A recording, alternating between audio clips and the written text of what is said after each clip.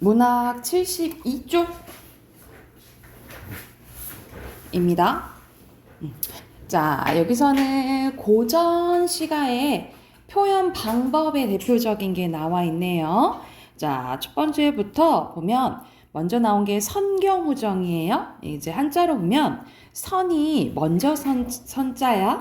그리고 경치라 보시면 돼요. 그래서 경치를 먼저 보여주고 나중에 감정에 대해서 얘기한다라고 보시면 되거든요. 그래서 옆에도 나와 있죠.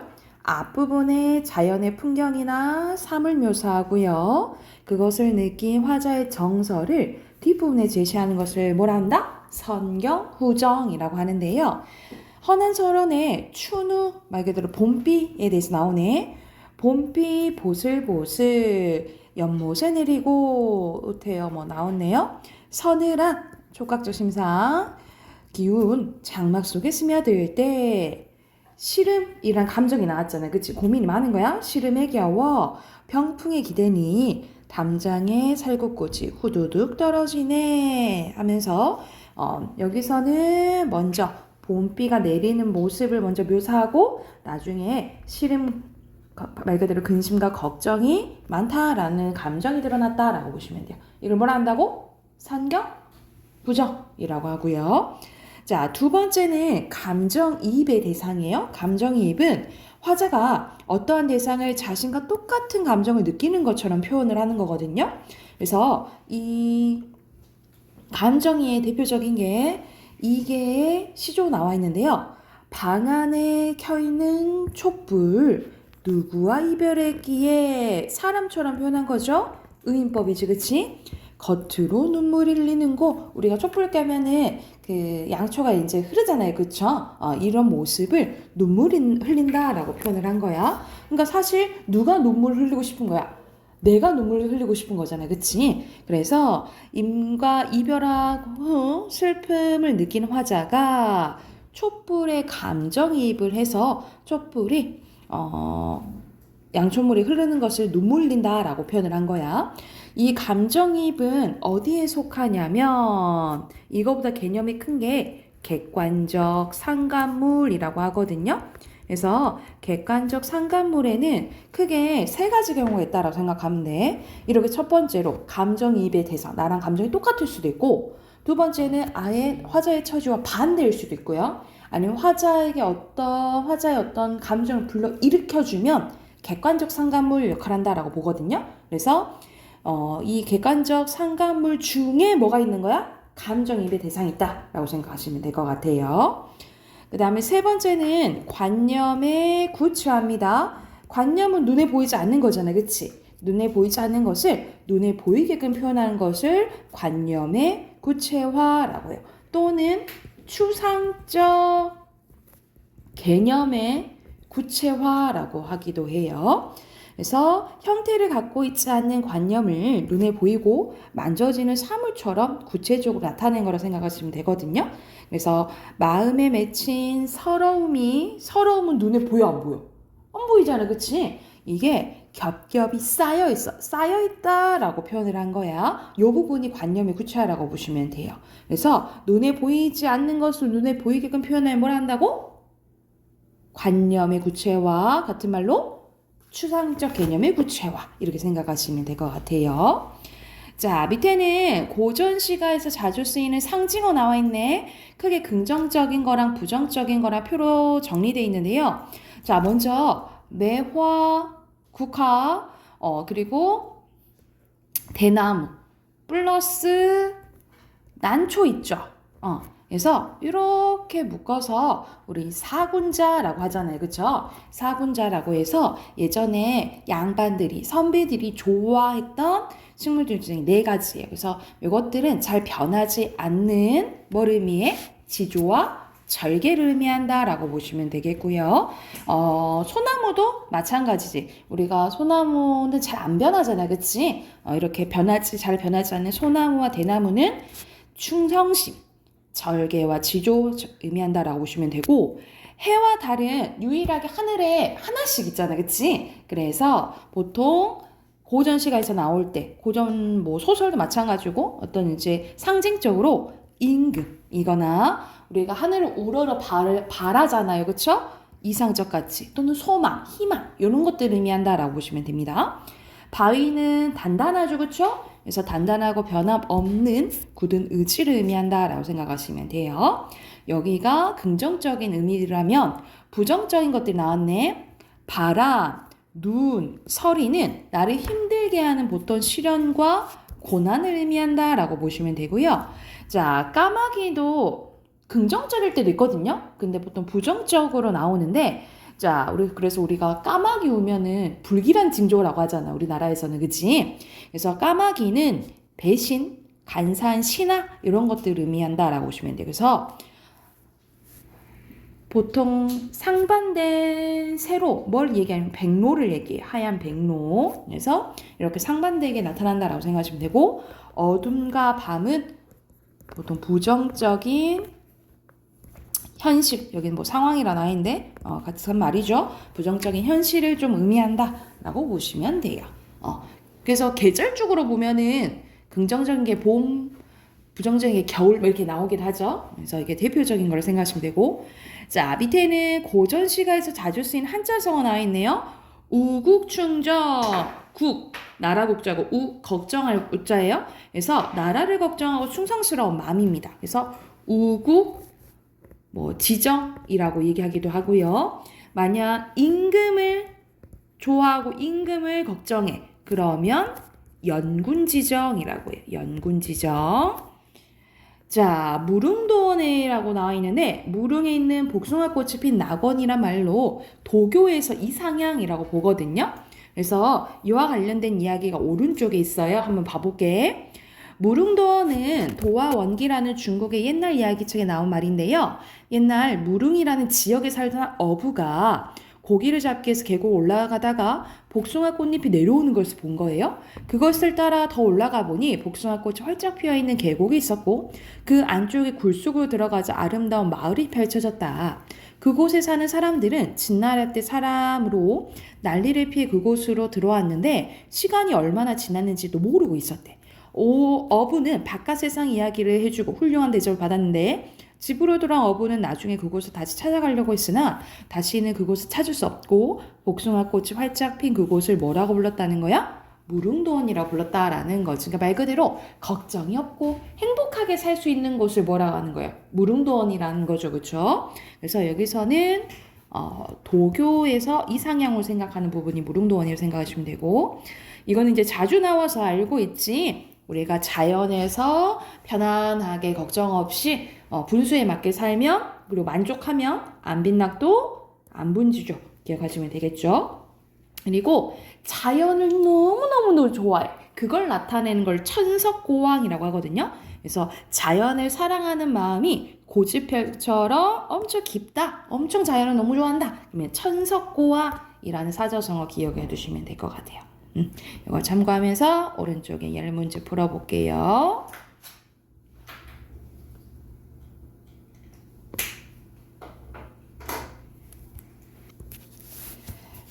자, 강은 푸르니 새는 더욱 희고 산의 푸르니 꽃잎이 불붙는 듯 하구나 하면서 여기서 강과 산은 그냥 자연 아닐까요? 그렇죠? 절개 아니죠. X고요. 여기서는 이걸 보니까 고향에 돌아갈 해인가? 라고 생각을 한 거잖아요. 그치? 그래서 묘사하고 고향에 가지 못하는 안타까움 맞아요. 오예요. 밑에는 안개와 노을로 집을 삼고 바람과 달로 벗을 삼아 태평성대 병으로 늙어가네. 이 중에 바라는 일은 허물이나 없는 것이다. 체면을 돌보거나 조심할 필요가 없다 라고 얘기를 하는 거잖아요. 그쵸? 그래서 여기서는 뭐 그렇게 부정적 아니죠. 긍정적. 그리고 여기서는 이제 자연 생각하는 거잖아요. 그치? 천석고왕이에요. 오른쪽에 보면은 내 마음을 베어내요. 내 마음 베어낼 수 있나? 이런 게 관념에 구체한 거지. 그치? 별과 달을 만들고 싶구나. 구만리 먼 하늘에 번듯이 걸려 있어. 고운님 계신 곳에 비춰봤으면 좋겠다라는 거야. 그래서 여기서는 임에 대한 화자의 마음을 의미하는 것은 별과 달, 관념이 구체화죠.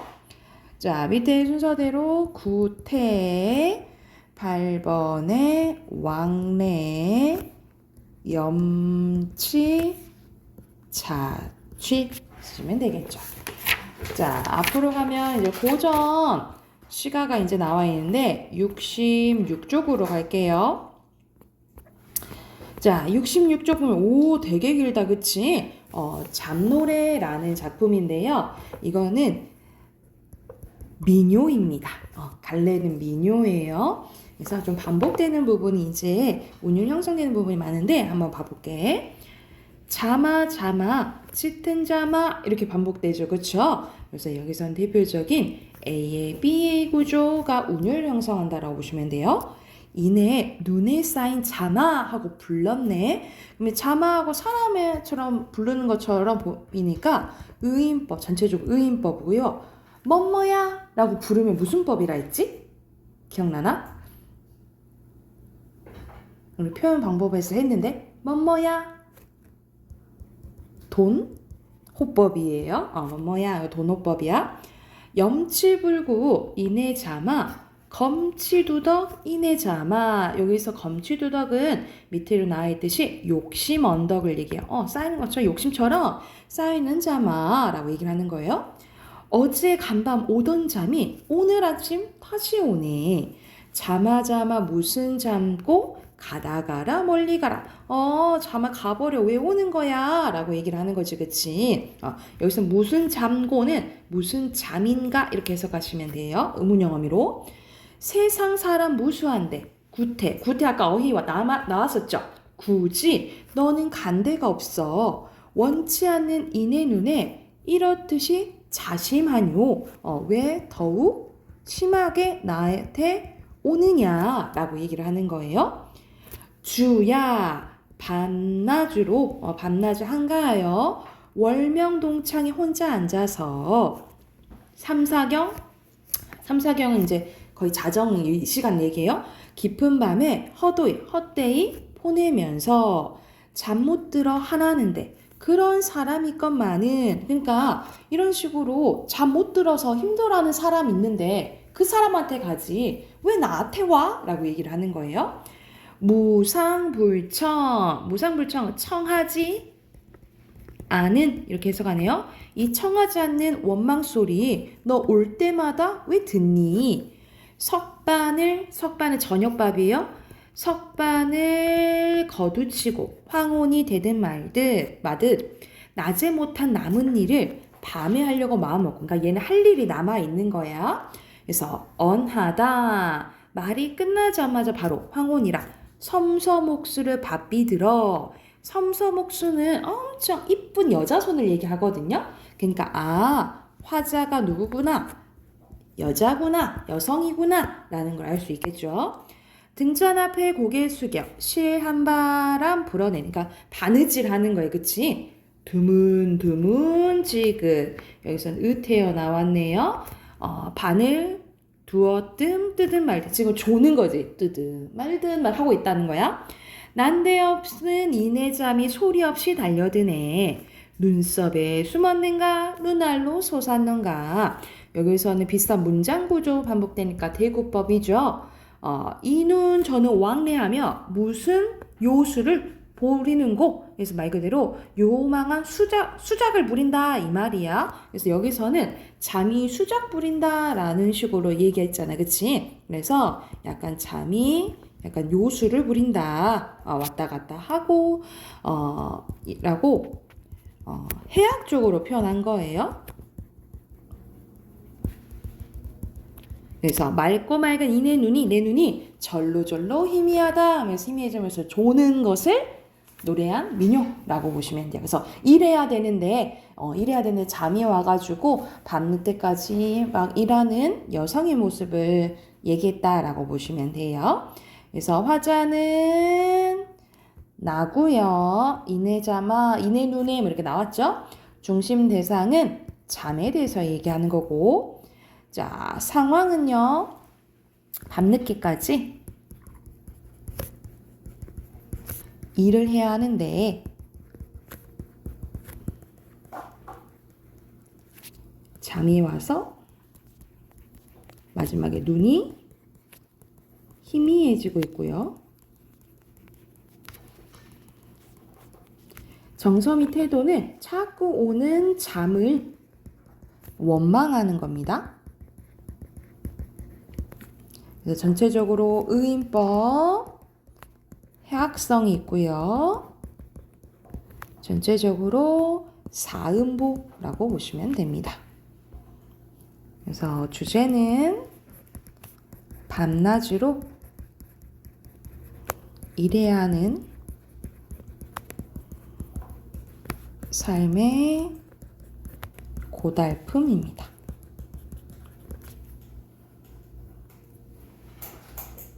주제 쓰시고 뒤로 넘겨서 세 문제 풀게요.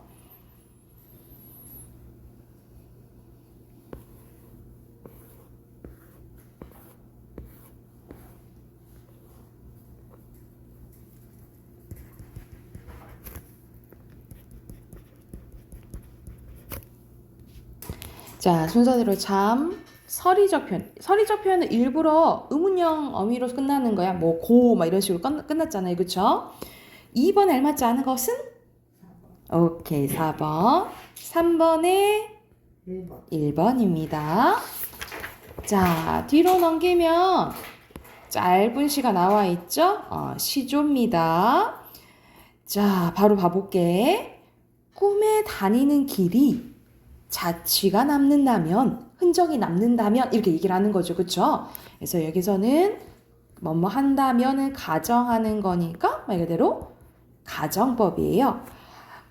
님의 집창 밖에 성로라도 돌로 만든 길이라도 다르리라 라고 얘기를 하는 거예요. 왜냐하면 내가 하도 많이 다니니까 닳는다 라고 표현을 한 거야.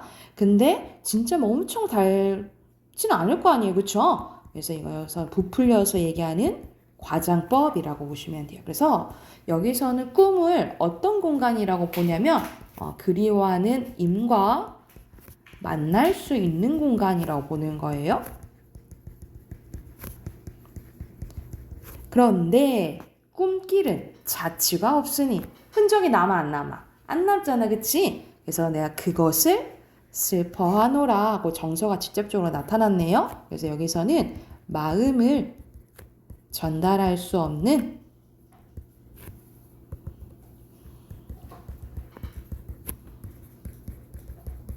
안타까움에 대해서 얘기했다라고 보시면 돼요. 그래서 님도 보고 싶고 그리고 내 마음을 전할 수 없는 안타까움에 대해서 이야기한 시조라고 보시면 돼요.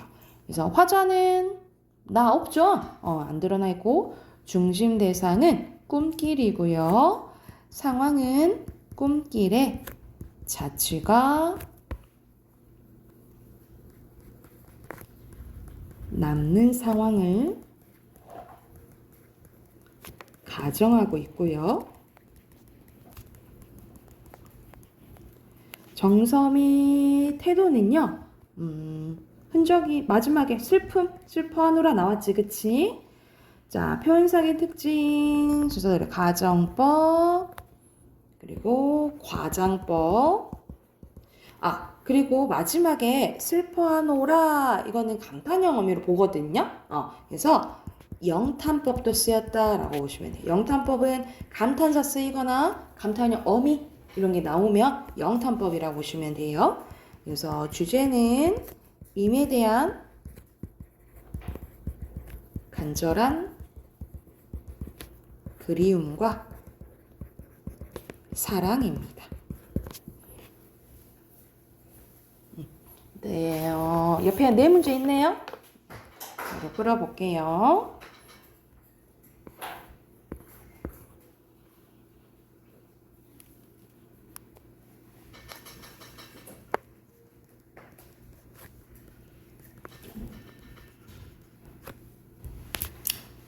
자취 가정법 넣었죠? 5번에 알맞은 거 4번, 6번에 1번이고요. 7번에는 성로입니다. 오케이, 비문학으로 갑시다.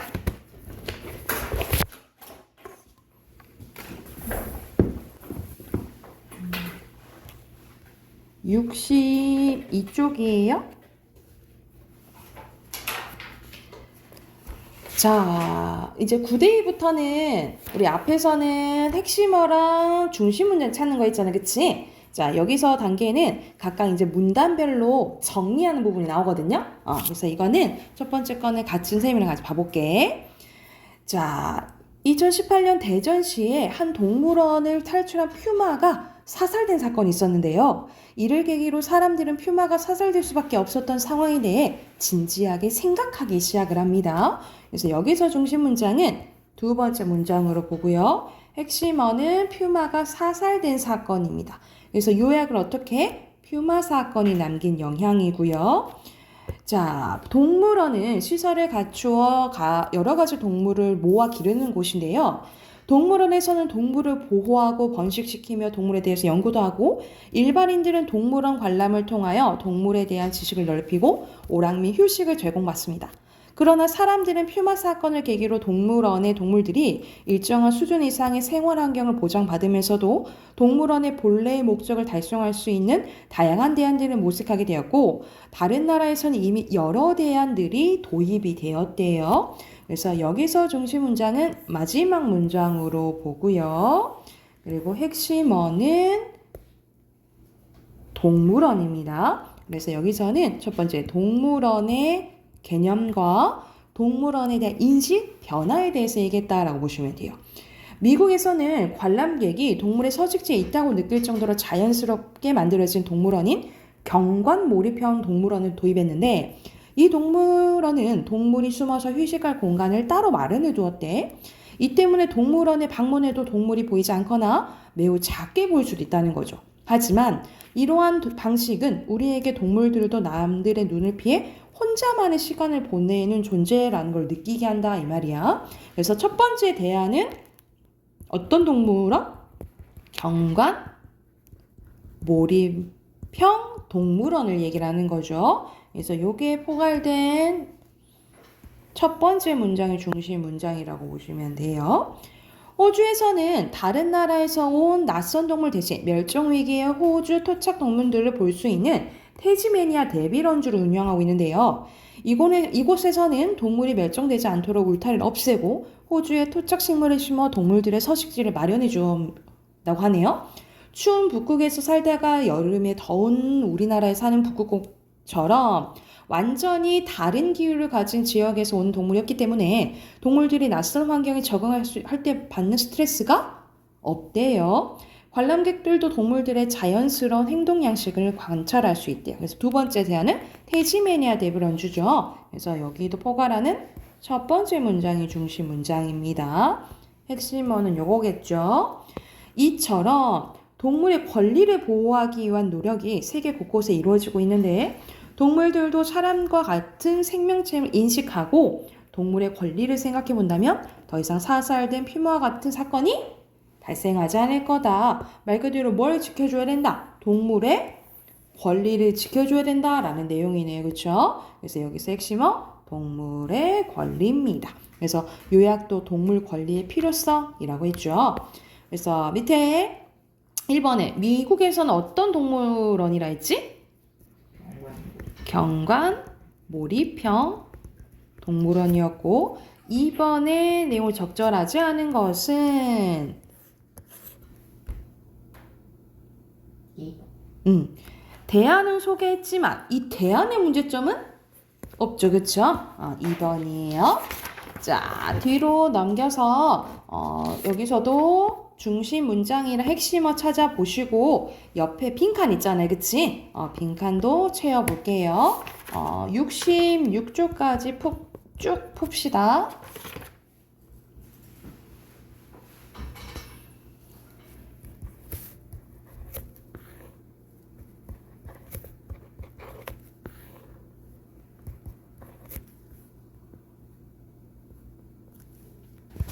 자, 같이 한번 봐봅시다.